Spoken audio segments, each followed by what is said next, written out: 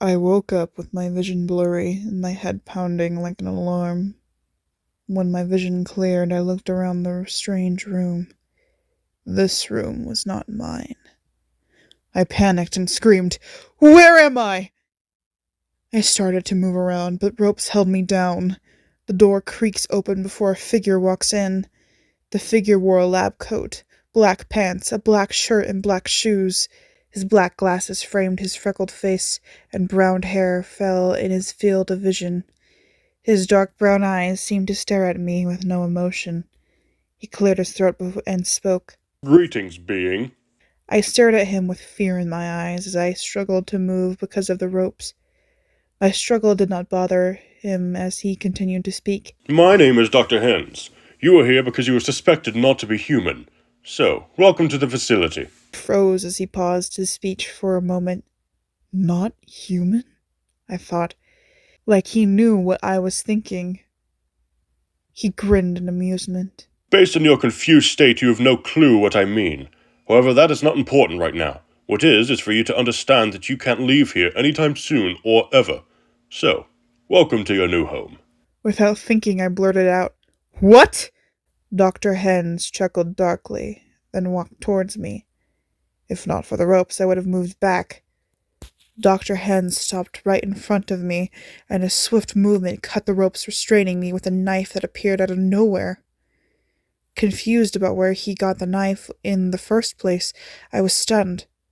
When I recovered from my disbelief, I jumped up from the bed I was lying on and tried to grab the knife. He dodged me easily, then spoke. No need for that, my dear.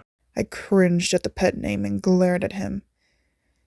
I was at my limit of patience, so I tried to tackle him, but he dodged again, causing me to fall to the floor. He twisted his wrist, and the knife disappeared. I stared, baffled. How'd he do that? I thought.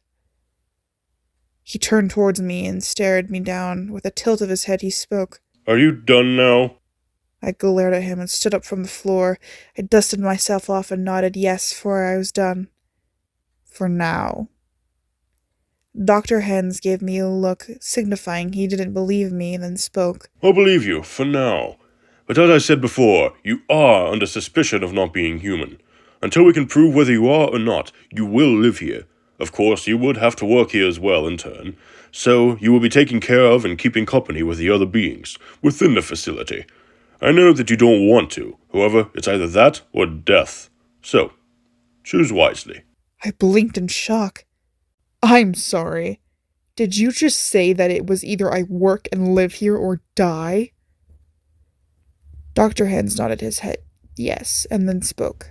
That is correct. And you have to make your choice now, for we don't have to spend much longer here if you agree to live and work. I agreed to the deal for living and working. It is better than whatever fucked up death they would, or could, give me. Dr. Henz smiled sarcastically and then spoke. Good. I mean, it's not like you had much of a choice anyways. Your first assignment will be easy. All you have to do is visit and talk to the Naga of the facility. He is pretty calm, but we noticed he needs someone new to talk to, which was then later requested from him after the observation. So, all you have to do is talk to him for a bit, okay?